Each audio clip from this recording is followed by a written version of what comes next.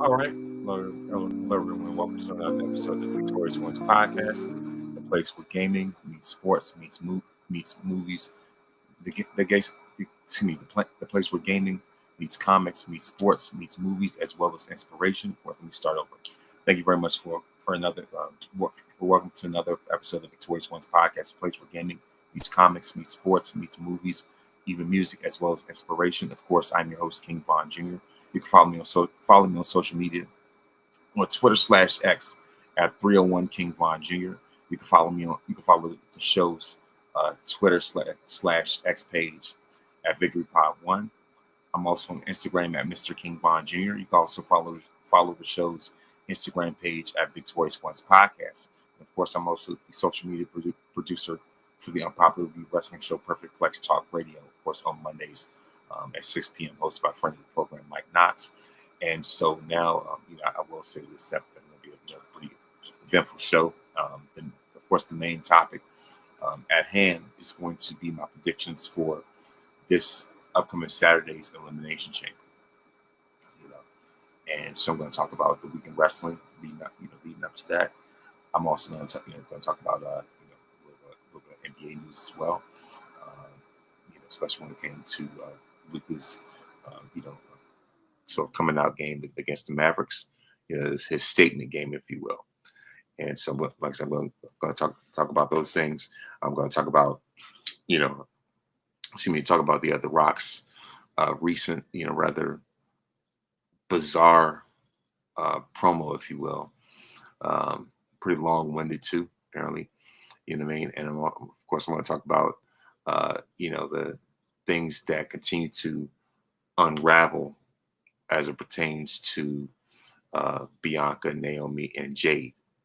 And so, like I said, I'm definitely going to talk about those things, and I'll even I'll throw something in here. I'll even give my honest review about Friendly Neighborhood Spider-Man.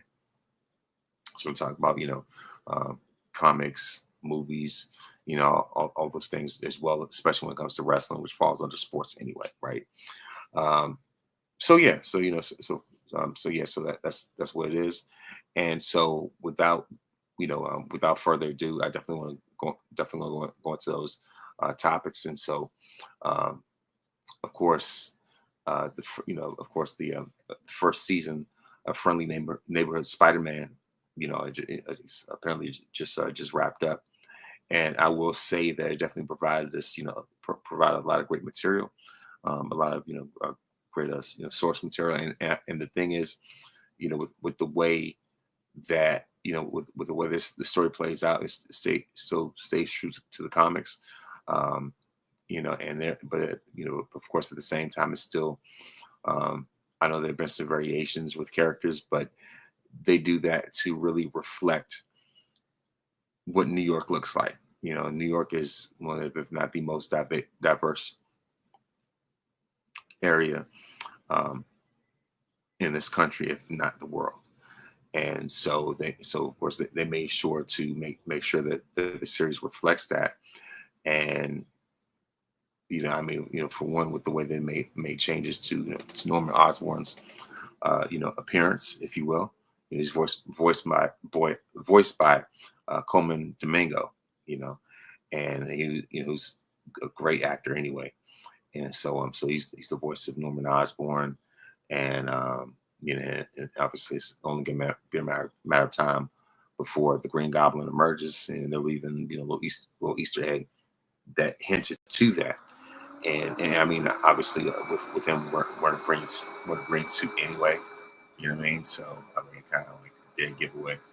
But like with the way that he, in the beginning, like a friend's Peter, kind of takes him under his wing as like an understudy, if you will, and it just kind of like showing him the ropes. Even has him, as a part of like some internship or something, and to the point where he helps Peter create his own. With the Spider-Man costume and stuff like that, and so like, and to see the villains like Doc Ock, and the history that he has, that he has with Norman Osborn, as you like I said, you see Doc Ock, you see Scorpion. I mean that Scorpion fight was absolutely amazing. You know what I mean? And so of course, not only that, but you also see um, other characters, even not so much as villains. You see the actually it's not right. Let's see, the Kingpin was also in there as well. But outside of that, you would see Daredevil, who's voiced by Charlie Cox himself. You know what I mean? Kingpin voiced by Vincent D'Onofrio, and you have an appearance of Doctor Strange, who is not voiced by Benedict Cumberbatch, by the way. But it was great. Great to see him make an appearance. Uh, so not only that, but it was even a cameo by Iron Man at some point, and and also what gets me is the gradual um, transformation of Lonnie Lincoln, who eventually becomes Tombstone. Now, in the comics, Tombstone is closer to uh, Joseph Robertson's age. For those that don't know, that's the black guy that works at the Daily Bugle. And so, so him and Tombstone have history. And so, so instead of Lonnie being closer to that age, he is, he's, Peter goes to the same school. Matter of fact, he's older than Peter. He's a senior, star football player and stuff like that. You know what I mean? And so, but to see him evolve into becoming a Tombstone, um, especially going to the next season, it's gonna be tough. It's gonna be tough. Because you already see hints of that when when he absorbed those chemicals, like from that smoke. I guess that eventually made him pass out. Eventually, he start eventually got gained super strength, and his skin had gotten gotten harder. So and to the point where he even grabbed Scorpion's tail and I mean, or at least it's to the point where Scorpion's sting couldn't have that thing, it broke off, and I could like to see that for him to eventually get super strength, and it was crazy to see him become the voice of reason for Peter, and for him and Peter be fighting side by side, knowing what's going to happen. And for those that happen to be those that are tuning in, please make sure to follow on YouTube, youtube.com/@Von West Virginia. Please make sure to like and subscribe for more great content. But yeah, like I said, this is your sort of like the pop culture, section of the podcast. You know what I mean? I'll get into the rest of the stuff a little bit later. But yeah, like I said, to see that happen, and and knowing what the next outcome is going to be, is still tough to see. And we even see, hints of his eventual transformation. Where there was even a scene where he picks up a brick. And if you look carefully, at first I thought that there was a little some sort of dust on his fingers or something. But come to find out, this actually, you can see his skin start to change. Because in the comics, he's originally an albino, but because of because of that toxin, whatever it was they took, that that ends up giving him super strength. It also gradually changes the way his skin looks, and it's going to be tragic to see what he becomes later on, and to think that, and the thing is, and to see him, go down this path all for the sake of protecting his brother, his younger brother, who quite frankly had no business being in a place that he didn't need, in an environment that he didn't be in, and so and for him to, I didn't think I was going talking about this, like going to this depth like that. But I feel as though I really have to, but but the thing is, it's just and to see Lonnie, um, gradually go down this path, all for the sake of protecting his brother, who really wasn't all that grateful or thankful to begin with in the first place. You know what I mean? And for him, like I say, for him to compromise, his future all for the sake of protecting him, protecting someone, just it's another lesson, for people that that they're willing to stick out their neck and compromise their future for people who are not even appreciative, for people who put themselves in unnecessary situations. You know, um, you know what I mean. So like it's just kind of cautionary tale. So to the point where we see Lonnie missing football practice, and and eventually even throws away his Letterman jacket. And like I say, to see that um, gradual slide. And so once the next season hits, when he fully transforms, it's gonna hurt. It's gonna hurt real bad, man. Real bad. And like to see the rise of Tombstone.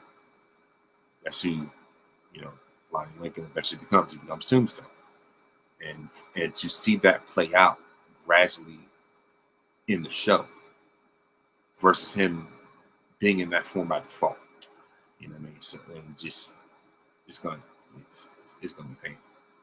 Um, and eventually, like I said, Norman Osborn is eventually going to transform into the Green Goblin.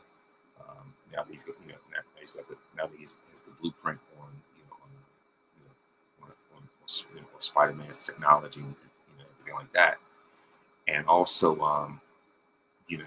just for him to just to take notes of Spider-Man and of Peter, and to know who he is, and to know his strengths and his weaknesses. So he's got his own personal intel on Peter anyway.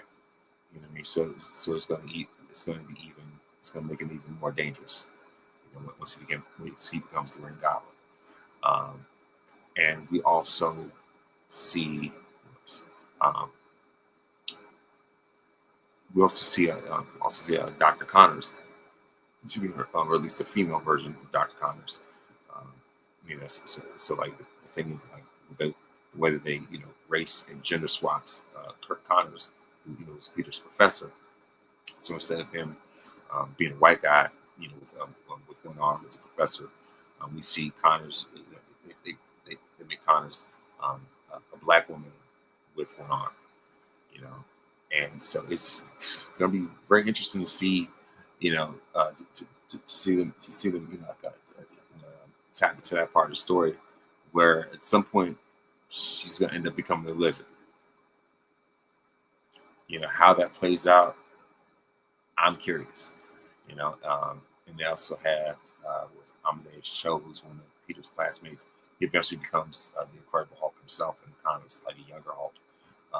And so, like I said, these Easter eggs, pieces of, here and there and whatever. If you don't keep up with the material, source material, you have, like if you don't know any better, you just get thrown off guard. So certain characters I saw here, I'm like, I know who that is. I know who that is. I have a clue of who that may be. But 14 minutes, something like this. But yeah, but well, I don't know. It's not like I'm counting the time. But yeah, like I said, other than that, I'm very fascinated and intrigued by, about what they have in the future when it comes to, like I said, when it comes to Spider-Man. And so yeah, that's really what it is. So that is it when it comes to at least what I can think of, as far as in the world, in the world of comics. And so, talk about, especially now, moving on to a little bit of NBA talk. Last night, the Los Angeles Lakers played against the Dallas Mavericks.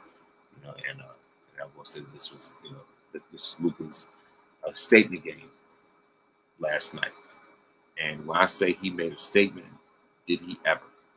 And so the Lakers defeat the Mavericks 107-99. As we see, these numbers are looking like. So for the Lakers, LeBron had 27 and 12. Luka had a triple double, 19, 15, and 12. Very well rounded game for him to show that and I'm definitely cheering for him, not just because of him being my team, but because I like Luka myself anyway. And meanwhile, on Dallas' side, Kyrie Irving had 35 points. Klay Thompson had 22, but it was not enough to defeat the Lakers. And so like for me, I'm cheering for Luka for a number of reasons, not just because he's on my team, but also for him to prove to Dallas that they made the biggest mistake that they could ever make. This is the biggest fumble that they could possibly have, and for them to go out and believe that Luka was not going to be in their plans as the future franchise player, playing simple, they did not want to think. They want to be that petty, and to the point where I saw a report saying that the Mavericks, want to ban Luka's number 77. They do not want fans to come to the arena wearing number 77. That is a smear campaign, and that's the type of stuff that has these teams burning bridges with their franchise players, with their star players. You know what I mean? And see, that's the difference when Mark Cuban is not majority owner, not running things full time like he did before. Because if Mark was still in charge, Luka would still be there. This wouldn't even be a conversation.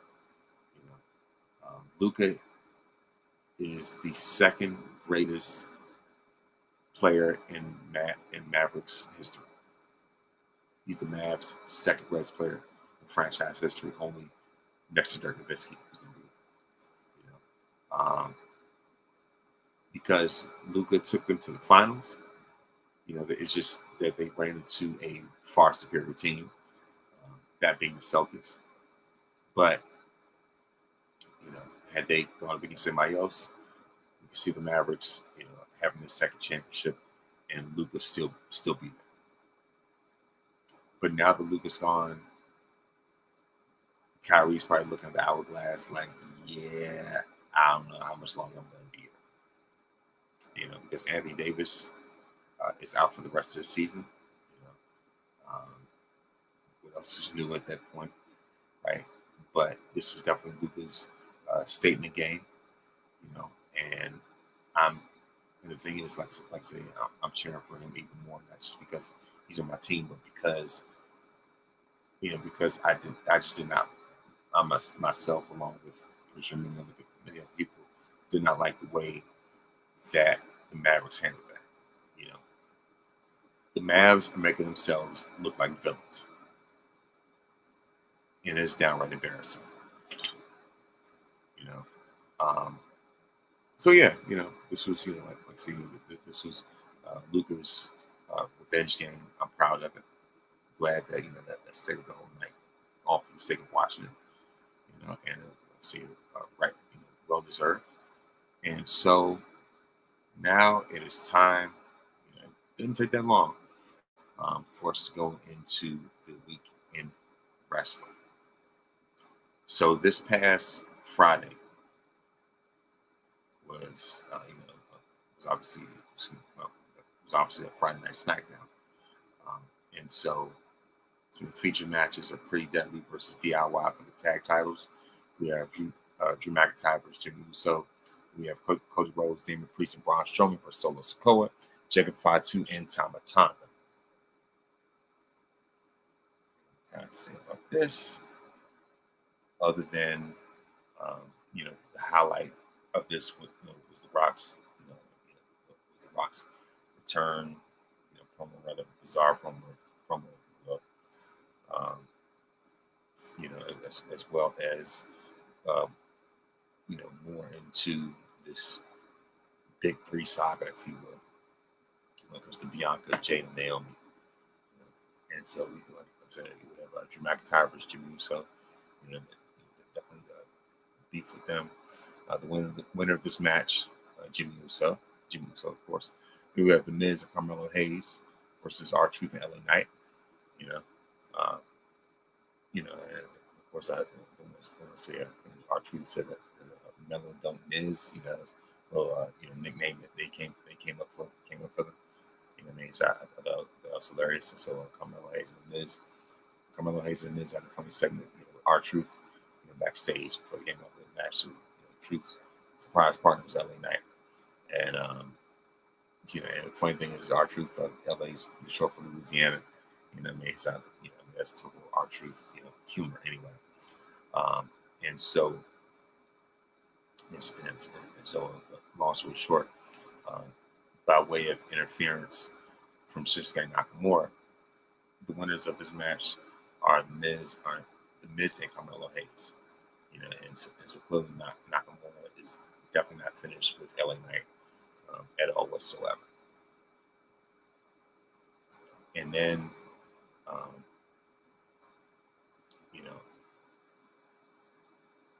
we have a backstage segment with Solo Sikoa, Jacob Fatu, and Tama Tonga. And so it looked as if Jacob Fatu, not Jacob, it looked as if Solo, was trying to kind of sit this one out. But Jacob was like, nah, I'm not, I'm not having it. I was like, nah. If anything, he was telling me that you're gonna be with us. And there was somebody online who posted a picture of them all together, and it's kind of like a collage, on the top was their picture, on the bottom he had like 3 different pictures of the weekend to represent the 3 outfits that they had. So Solo Sikoa, apparently is the modern day version of the weekend. Blinded by the lights, with the red Suge Knight suit and all that type of stuff. Then you had Tama Tonga, was the weekend after he got that first haircut. And then you had Jacob Fatu, supposed to be, supposed to be the earlier weekend when we had those dreads. So I was like, yeah, it makes sense. You know what I mean? I thought it was hilarious just to see that. And then we also had a video package of Zelina Vega before a match, and so next up we have Tiffany Stratton versus Candice LeRae. The battle of Nia's lackeys, if you will, or rather Nia's henchwoman, if you will. So we saw Tiffany Stratton came out to talk about being challenged by Charlotte Flair at WrestleMania, but she was then interrupted by Nia Jackson. And speaking of Candice LeRae, he talked trash before the match between Tiffany and LeRae even started. And so it took 30 seconds after the break for Charlotte to show up to watch as a spectator. And so not only was she a spectator, but she was also a commentator. She joined the commentary team as they watched the match. So watch that Tip take out Nia Jackson and Candice with the top rope moonsault. And so and of course, the match, lasted through second break for the next segment. And so it wasn't as fast paced as it could have been. But it was definitely more good than bad. And so, and of course, the winner of this match, Tiffany Stratton. But the biggest highlight was, was that as the match was over, of course, Nia Jackson about to hit her finisher. The annihilator, which was Stratus running down to make the save. But unfortunately, things didn't work out too well for Trish because Trish ended up being taken out.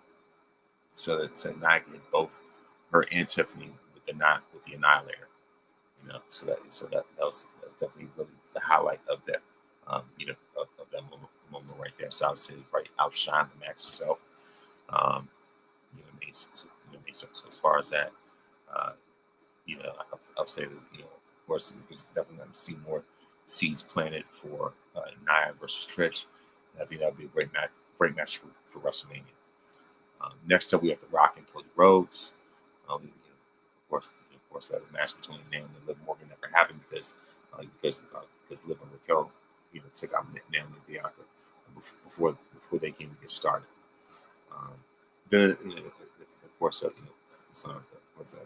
next the next segment with The Rock's promo came out with a New Orleans themed entrance and talking about bringing WrestleMania back to NOLA, back to New Orleans.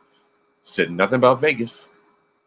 Said absolutely nothing about Vegas. I'm like, dude, so you're already calling Vegas a wash, and you're skipping towards New Orleans. Like, come on, now. Like at this point, Rock is just trolling. He might as well change his name from Rock to the Troll because that's all he's doing right now at this point.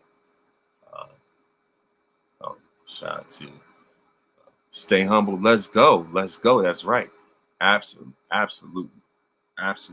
That you know what I mean. That's what I'm saying right here. Thank you very much for watching. Like I said, if you're on YouTube, please make sure to subscribe as well. But yeah, of course, back to business as usual. Came out to New Orleans themed entrance. Then he invites Cody Rhodes to the ring, and they speak for a very long time about Rock wanting Cody to be his quote-unquote champion, his corporate champion, if you will, the same way he was Vince's corporate champion, pretty much. Or actually, when the Rock says, or rather, he wanted to be a corporate champion by selling his soul. So Rock then turned into Shane Sung from Mortal Kombat, where he says, "Soul is mine." You know what I mean? So, and it was very bizarre. It was very, very bizarre to say the least. So Rock going back and forth from being heel and babyface. Nobody knows what direction he's going in. He speaks in more riddles than the Riddler, and it's just like I know he's on the board of TKO and everything like that, but the thing is, was like if he's getting further and further away from ever giving Roman Reigns any mention. Because I would think that this is part of his return package, return campaign, care package, if you will, his return bundle pack, kind of like a DLC bundle pack. I would think that this would be part of the Rock's, return bundle pack, which would include a match with Roman Reigns at WrestleMania. I'm talking about one-on-one match with Roman, not just some one-off tag team match from last year's Mania on night one. You know what I mean? So it's just like since Roman doesn't have the title anymore, he's not at Elimination Chamber. He's kind of written out. Obviously, his Royal Rumble dreams were shattered. You know what I mean? And so definitely see that he are eliminated from the Rumble. He's not going to be at Elimination Chamber, and clearly you're saving him for WrestleMania because when it comes to this era, he is the face of WrestleMania. I mean, let's call it what it is. Been champion for 4 years, and he's got the record for most WrestleMania main events as well. And so it's just like someone as important as he has become for Mania. He's definitely like a major marquee draw. I'm going to go into a Roman tangent right now, but it's just that, like, it's just like, Roman is still in question. So if nothing else, unless you're doing something with Seth Rollins, but if nothing else, because The Rock is there, I would think that, that he would, utilize himself, regardless of what his schedule looks like, at least utilize himself, for that. And I know he talks about, how he wanted to do, his match with Roman last year, of course, Cody Crybaby's the internet hijacked that. But at this point, that's not even an excuse anymore. They're not even a threat to, to your WrestleMania one-on-one spot. You know what I mean? So Cody's in different directions. So it's just like, hey, look, this whole story's been finished now. So now it's time to really get down to business. But, like he's specifically addressing Cody for a program that's a year, which is a year down the line. So that being said, if Roman's, hands aren't full right now, if your hands aren't full right now, why not just call this for me and just get it over with? That's how I feel about it right now. You know what I mean?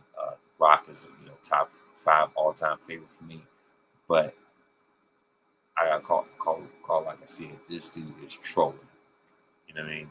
And that's why I still have Stone Cold ahead of him. That's just my estimation. But anyway, like I said, I've just been going off on a tirade about this, but just because of how complicated this segment is.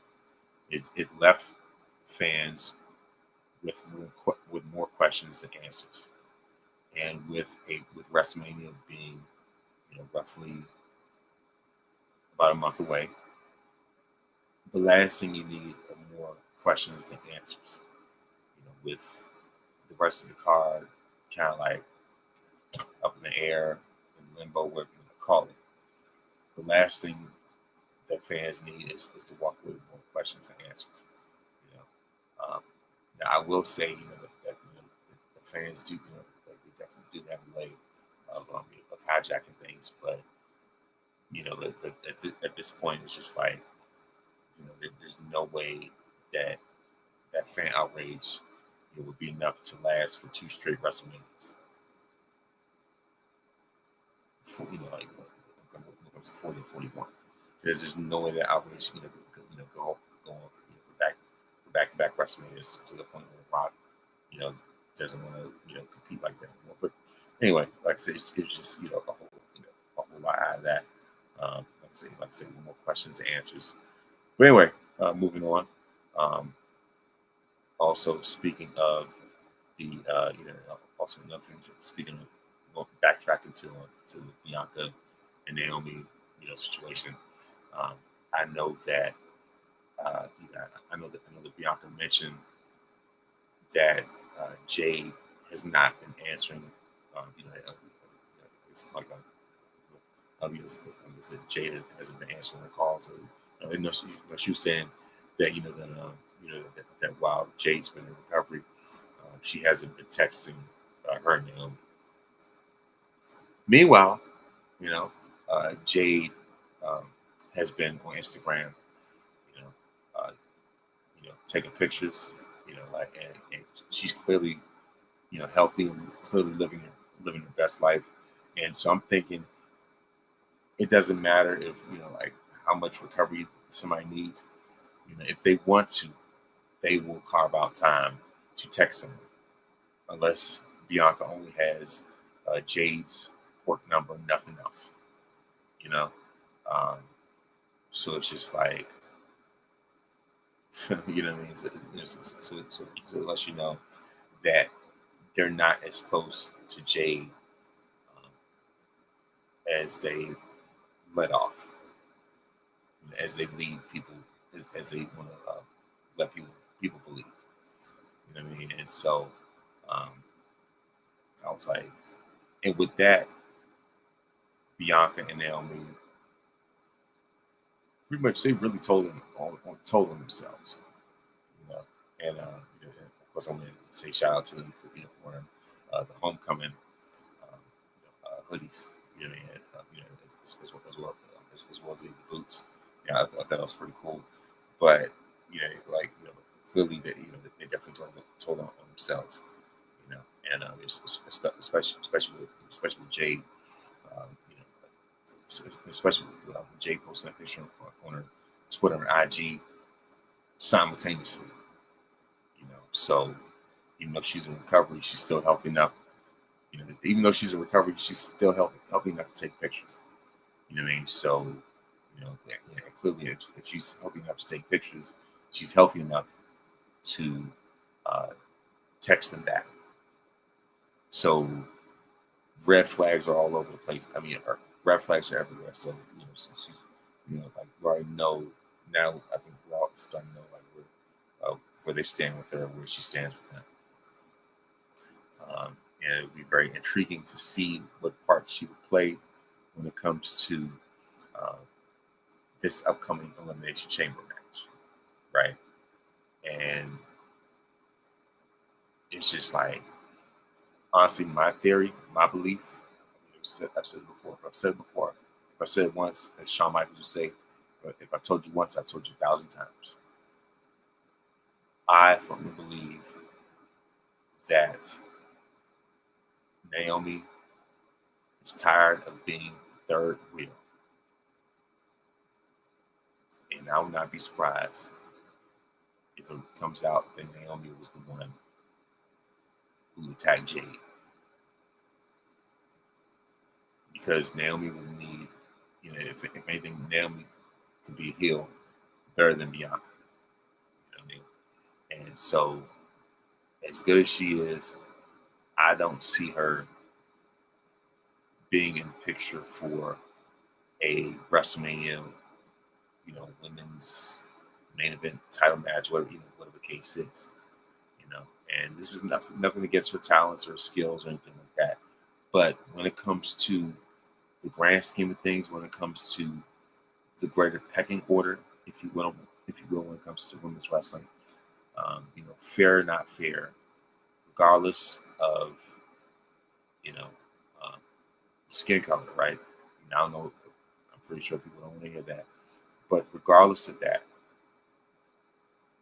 I don't see Naomi as being, some WrestleMania marquee headliner type of people. When it comes to being the face of the women's division, it's, like I said, it's not a knock on her skills at all whatsoever. But when it comes to the things when it comes to being the face, the women's division, Bianca Belair has already flown right past it. You know what I mean? Like, she's definitely definitely blown way past Naomi. Even though Naomi has more years in the business, more experience, Bianca has already checked all boxes, and Naomi never has, and quite frankly, probably never will. Um, you know, three straight, you know, women, three straight wins for the women's title at WrestleMania. Being essentially the face of the women's division, especially when it comes to the Raw brand. In fact, Bianca was the longest reigning Raw Women's Champion. You know what I mean? Like as far as things like that. So, and we look at Jade's upside and what she brings to the table. So that being said, the process of elimination would have to be nailed in that aspect, because as Mike and I talking about it on Monday, that if WWE were to turn Bianca heel, it would be one of the biggest mistakes that they could ever make, because Bianca is to the women's division what John Cena was for the men's division. Bianca has become the female John Cena in the sense of, she's got a huge audience, especially when it comes to kids, or especially when it comes to young girls. You know what I mean? And she's a huge merch seller. She moves the needle. You know what I mean? Like the ultimate baby face, if you will, much like Cena. Bianca's way too wholesome and stuff like that. And so if they were to turn her heel, that would be a grave mistake, because as a heel, that would definitely take money away from take even more money, take money away from her. Um, takes away certain opportunities. And so I just can't see it. Now it'll be surprising and disappointing as well, You know what I mean? Like, if Bianca is the one that's revealed to be the attacker, much like how it was revealed that Triple H was the one who attacked Shawn Michaels. So Jade and Bianca, if it's Bianca, it could definitely turn into that. But yeah, like I see, those are my thoughts as far as that's concerned. Um, anyway, moving on, we have DIY versus Pretty Deadly, and this match ends in no contest because Montez Ford and Angela Dawkins interfered and took out Pretty Deadly to cause DQ. It is great to see, Montez and Angelo have more of an edge, have a more ruthless, aggressive side. You know what I mean? And for them to make their presence known as a heel tag team. Now, with that being said, there needs to be a payoff of this, return on investment, and that would be for them to, eventually win the tag team titles, especially since that's the prize. Since that's the prize that they're aiming for. So, so as far as I definitely look forward to the Street Profits not only go after the tag titles, but even win the tag titles. Because they haven't been champions since NXT, ever since they made the transition to the main roster. Then we have Damian Priest and Braun Strowman versus Jacob Fatu and Solo Sikoa. And the winners of this match, Damian Priest and Braun Strowman. So we can start to see even more cracks in the armor of the Team Blood. You know what I mean? So there's definitely a few between Jacob and Braun Strowman is definitely the best non-title piece in WWE right now. But eventually, Jacob's going to go from feuding Braun Strowman to feuding Solo. Even just know. So it's just eventually just going to play out over time. Next up, we're going to go into. And by the way, thank you very much for those that are watching live. Next up, I'm going to go into my results for Monday Night Raw. And so, ahead of the Elimination Chamber, Logan Paul, and it's somehow even worse theme music, kicks off Raw. And of course, it took time to address the fans in Ohio, drawing chance, you suck. And so of course, after Logan Paul ran down his opponents in Saturday's chamber match, CM Punk interrupted, and after issuing a warning or two to Logan Paul, he told him, he said, "In this business, you're nothing." You know what I mean? And so I'm pretty sure Punk's echoing the same sentiments as a lot of people in the locker room. And so this resulted in a slap from Logan Paul, who broke up the ring, the rest of the ring, was dodging payback from the man with whom he was going to share a cage with in Toronto. And so yeah, like I said, other than that, it was definitely a great segment. It definitely gives a side story to track into the Elimination Chamber match. It definitely plants the seeds for potential match in WrestleMania 41. But I don't see Logan Paul, being the highlighter in WrestleMania. And the reason why I say it, is because I know how much the main event needs to see him Punk. So apparently that must have been his favorite. But yeah. So it's like a mini story, if you will. Then we have Penta versus Pete Dunne versus Luka Kaiser. And the winner of this match, surprisingly, is Luka Kaiser. Then we have Jackie Redmond interviewing Rhea Ripley. And so we remind everyone of her dominance in the 5 years since she last squared off, with Io Sky, the genius of the sky, and random list of superstars that she's defeated in that span.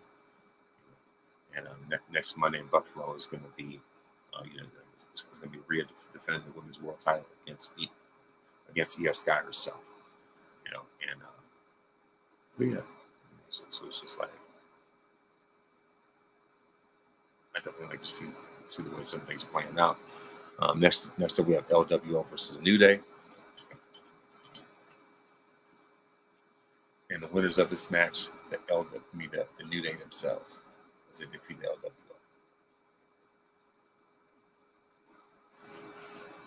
And clearly see that Finn Balor might be a little grouchy, especially as the Judgment Day's strategies did not go as planned at all. And next up, we have Akira Tozawa versus Gunther. And so, going ahead of WrestleMania 41, is Jey Uso World Heavyweight Champion Gunther issued once in a lifetime opportunity to face Akira Tozawa, to do something that he claimed that the men's World Rumble would never do. That's earn his respect. Tozawa, even as a comedy act right now, definitely showed great fire.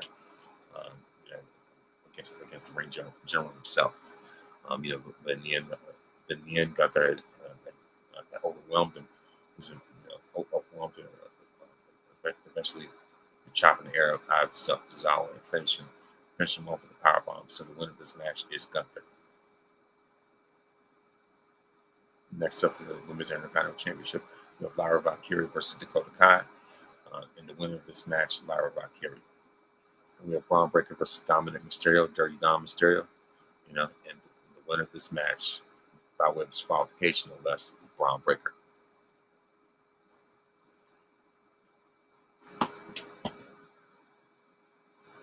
And so next up, we have Cody Rhodes. Cody Rhodes making his response to The Rock. And he wanted to discuss the interaction with The Rock early that night on SmackDown. Earlier that night for SmackDown. And so Cody waxed poetically about the dilemma before him until Seth Rollins interrupted and asked him what he was thinking of even considering becoming the Rock's champion. And of course Seth Rollins warned Cody from last year's WrestleMania main event not to make him hate him, and about to win the Men's Elimination Chamber match and challenge for Cody's title on the biggest stage of them all, being WrestleMania. And so that is it when it comes to. Actually, matter of fact, I'm not going to finish with this yet, especially considering the main event is the women's tag title match between Bianca and Naomi versus Liv and Raquel. And I know that this is definitely going to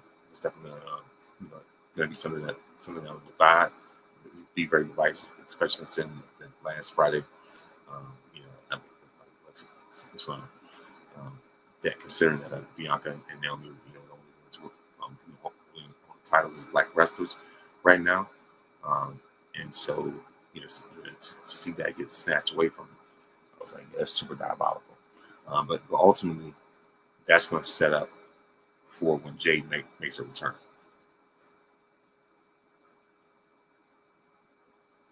So, other than that, as far as Raw, I have no placement at all whatsoever. Comments. I said so far we're going to stay humble. And so of course, next up, we're going to talk about NXT, and it was definitely a very exciting episode of NXT. We have Stephanie Valkyrie versus Stephanie Valkyrie versus Carmen Petrovic, and the winner of this match, obviously, was Stephanie Valkyrie. Next up, we have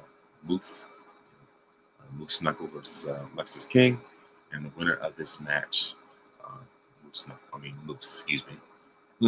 Sorry about my bad.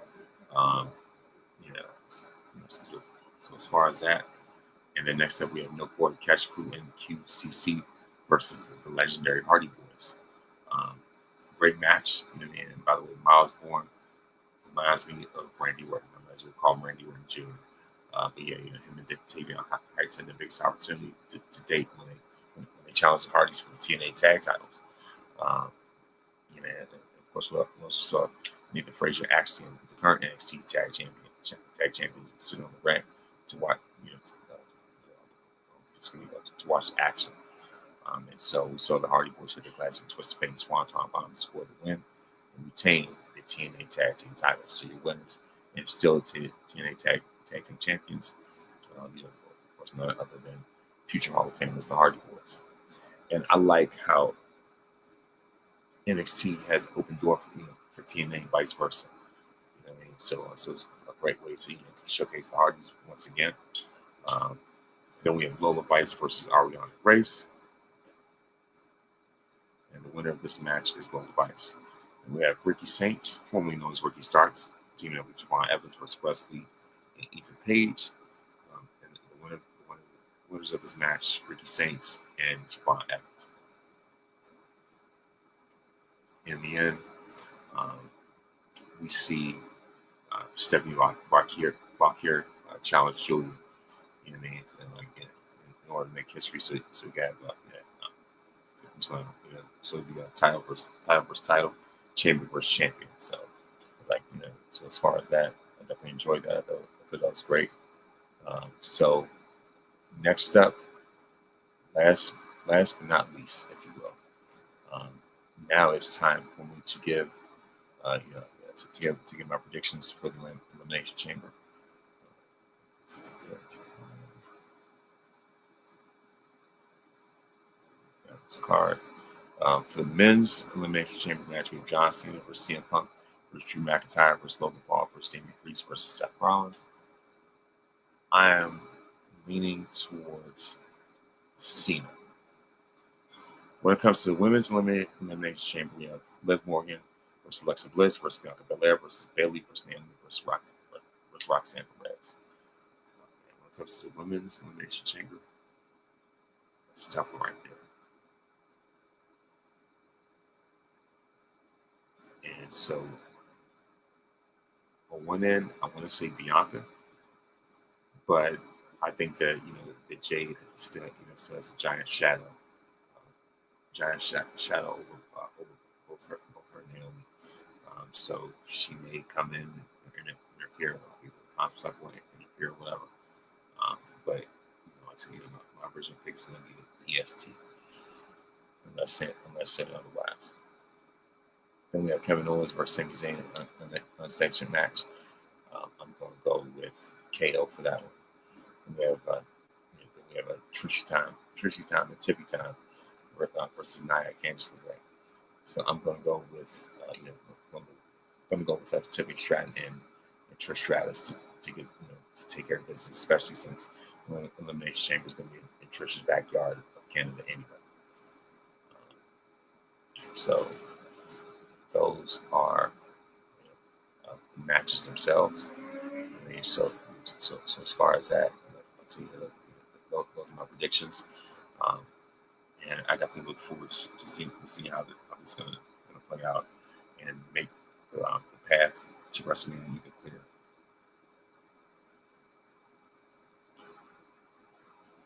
And so now it is time for the birthdays. On February 25th, the Nature Boy Ric Flair turned 76. On the same day, the Black Godfather himself, the late great Clarence Avon. By the way, I meant to say Ric Flair, Hall of Famer, as well, two-time Hall of Famer. But like I said, when it comes to Clarence Avon, Rockwell Hall of Famer, known as the Black Godfather, very instrumental in the start of many careers. If he was still alive, he'd be 94. February 26th, by the way, today's date, as of this recording, Eric Badu turns 54. Of course, on February 27th, Chili from TLC also turns 54. They both look amazing. You want to see a black on crack. The prime examples right there. Like I said, Chili on February 27th. On the same day, NBA Hall of Famer, three-time NBA champion James Worthy, Big Game James, turns 64. On February 28th, Ja Rule turns 49. On the same day, Ricky the Dragon Steamboat turns 72. And when it comes to March, Lupita Nyong'o turns 42. Big E turns 39. Booker T turns 60. big 6-0. Booker T turns 16 March 1st. Chris Webber turns 52, and Harry Belafonte will turn 98. And on March 2nd, Method Man turns 54. Yeah, and of course, there's your week. There's your week when it comes to the birthdays. And of course, before I go, I would like to give a word of wisdom. And so, and the thing is, the word of wisdom is that the battle is not mine, but it's God's. That's really what it is. So what to do when you don't know what to do? Just remind yourself that the battle is not yours, but it is the Lord's. And know that no weapon formed against you shall prosper. And greater is He that is in you than he that is in the world. And that's my word of wisdom. And of course, you're victorious because greater is He that is in you than he that is in the world. Like I just said, when you put God in first place, you don't have to worry about being in the last place. Please make sure to listen to this podcast on iTunes, Spotify, Google Podcasts, or anywhere else that you download podcasts. Please make sure also to watch on YouTube as well. YouTube.com/@West Virginia. So please make sure to like and subscribe, and also to tune in live as well. And so, so thank you very much. Thank you for those that that stream as well as watch. Like I said, thank you very much. Thank you very much for watching. Thank you very much for listening. And may this day be the very best day of your life.